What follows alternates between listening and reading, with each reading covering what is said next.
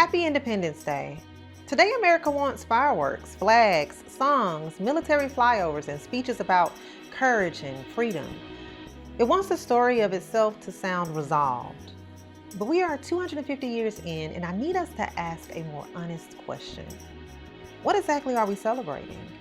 That question is part of why this felt important for Alabama Values to post this reflection today. As a pro-democracy narrative hub, our work is not just to react to the news cycle.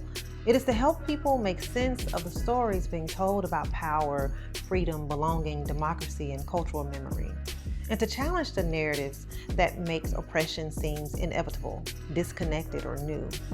Our work is to disrupt the kind of historical amnesia that allows a country to celebrate freedom while refusing to reckon with who has always had to fight to make that freedom real. But my message to you today is not simply America is bad. That would be too narrow. However, it is also not a soft patriotic offering pretending that the symbolism of the day is enough. That is too dishonest. I'm trying to hold the tension of today with enough honesty to move people beyond symbolic celebration and into democratic responsibility. Because yes, on July 4th, 2026, the United States is marking 250 years since the signing of the Declaration of Independence.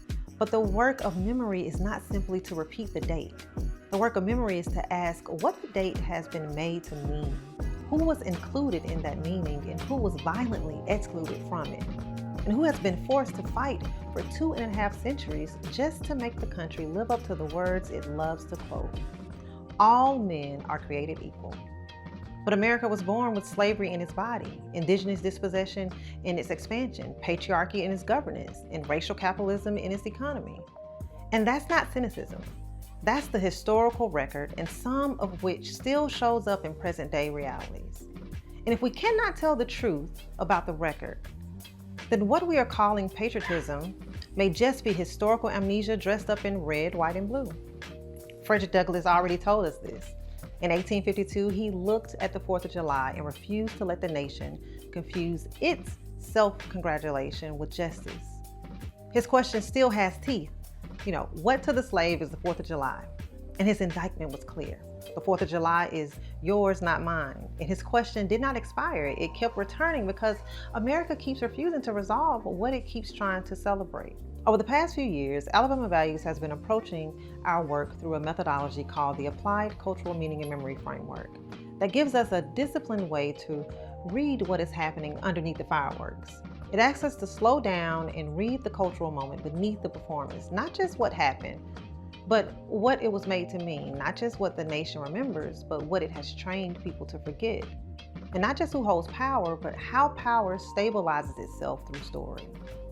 There are people who want the 250th anniversary to be a clean story about founders, flags, and freedoms, but there are also people insisting that the country cannot celebrate independence while erasing the people whose bondage and labor and land and grief and resistance made the nation possible.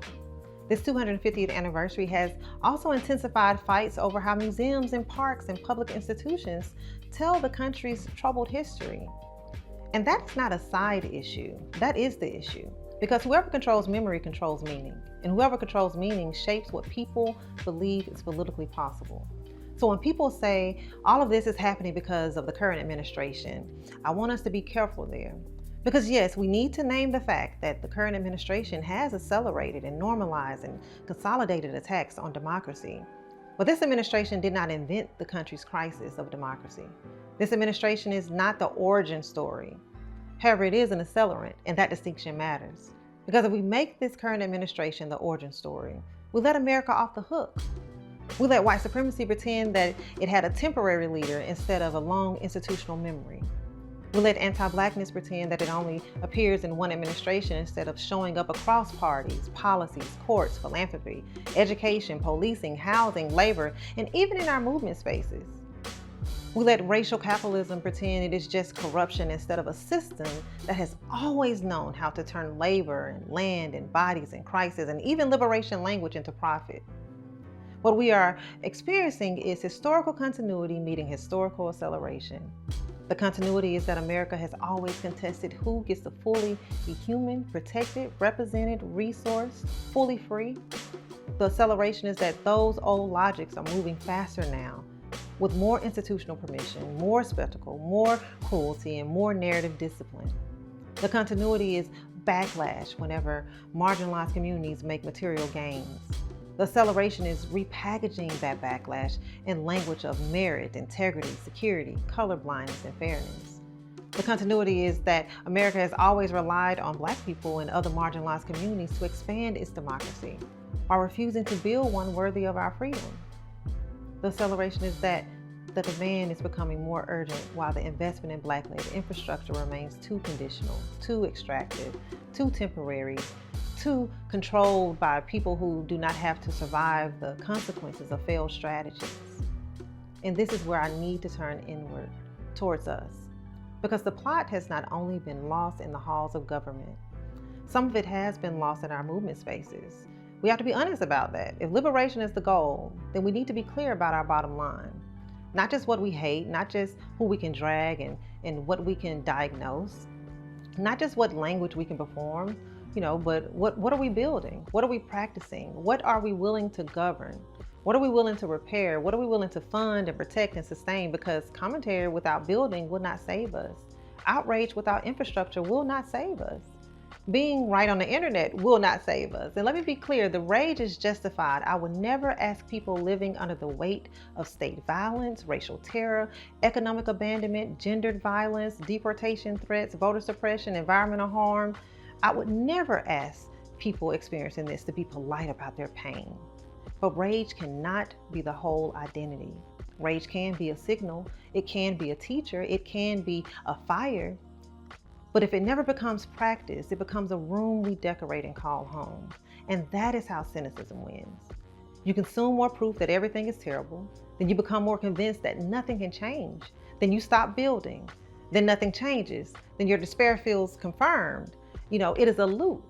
And the only thing that breaks that loop is tangible work in actual community. Not vibes, not branding, not aesthetics of resistance, real community and liberation work. Fannie Lou Hamer understood this. She did not just speak truth to power, she built material alternatives. In 1969, she launched the Freedom Farm Cooperative to increase economic opportunity for poor African Americans in the Mississippi Delta. At its height, it became one of the largest employers in Sunflower County and fed hungry people across racial lines. The Black Panther Party understood this too. Their free breakfast program, began because hunger and poverty made it harder for poor Black children to learn. They were able to name the need, name the people, name the program that needed to exist, and name the political logic behind that program. They were not vague about the plot or the goal of liberation, and that specificity is what made them dangerous. So I ask you today, what is our bottom line? What does democracy mean on a Monday or Tuesday morning when someone in our community has lost their job? What does liberation mean when a mother needs childcare? What does freedom mean when someone is facing eviction? What does abolition mean when there's harm inside a community and no process for accountability? What does mutual aid mean when the same three people are carrying the labor? What does collaboration mean when people are hoarding, contacts and platforms and funding and strategy because scarcity has convinced them that sharing is losing? We cannot say we are fighting racial capitalism while reproducing its logic in our own rooms. We cannot say we're dismantling white supremacy while still measuring leadership by credentials and funder comfort and institutional polish, or who can speak the cleanest language for the least disruptive demand. We cannot say we are confronting anti-Blackness while Black women are expected to carry the analysis, absorb the harm, clean up the strategy, hold the grief, make the room brave, and still be told we are too much when we name the truth plainly. We cannot say democracy is in crisis and then organize like democracy is on a voting cycle. Democracy is memory, it is material, it is cultural, it is relational. Democracy is who gets to belong, who gets to believe, and who gets protected, and who gets resourced, and who gets to shape the future. So maybe the question is not whether we celebrate the 4th of July. Maybe the question is whether we have enough courage to tell the truth while the fireworks are still going off. America at 250 is not a finished project. It is a contested meaning. It is a country that declared freedom before it practiced it. It is a nation whose most beautiful ideals have often been made real by the very people it excluded. It is a democracy that has survived not because its institutions were inherently just, but because generations of Black people, Indigenous people, immigrants, workers, women, disabled people, poor people, organizers, students, elders, and everyday communities forced the meaning of freedom to expand. And now we are here, standing inside the contradiction again, watching people act shocked by what history has been warning us about all along. But what does not resolve, revolves. The rollback is not just backlash, it is memory returning without repair. It is the unfinished business of Reconstruction. It is the old citizenship question wearing a new executive order. It is Jim Crow's logic speaking in the language of election integrity. It is racial capitalism adopting and adapting to a new market. It is white supremacy refusing to die quietly. It is anti-Blackness reminding us that it does not need to be loud to be foundational. And still I wake up and I refuse despair. Not because things are not bad, because if I'm being honest, things are bad. But I refuse despair because our people have never only inherited crisis. We have inherited method, survival practices, freedom dreams, and communal strategies, political education, Southern storytelling traditions, and the audacity to build in conditions designed to break us. So on this 4th of July, I am not interested in a shallow celebration. I'm interested in a reckoning. I'm interested in a democracy that can tell the truth about who America has been, who America is, and who America must become. I'm interested in movement spaces that stop mistaking critique for construction. I'm interested in liberation that has a budget, a child care plan, a conflict process, a political home, a food strategy, a communication strategy, a safety practice, a governance model, and a memory practice. I am interested in us getting really clear on what we are fighting for. Because the question is not whether America deserves a birthday party. The question is whether we are willing to build a country where freedom is more than an annual performance. America is old enough now. It does not need more mythology. It needs more memory, accountability, repair, and people who can tell the truth without becoming frozen by it. And it needs movements with a bottom line clear enough to answer the question our ancestors have been asking us all along. Freedom for whom? Built by whom? Protected how? And practiced where?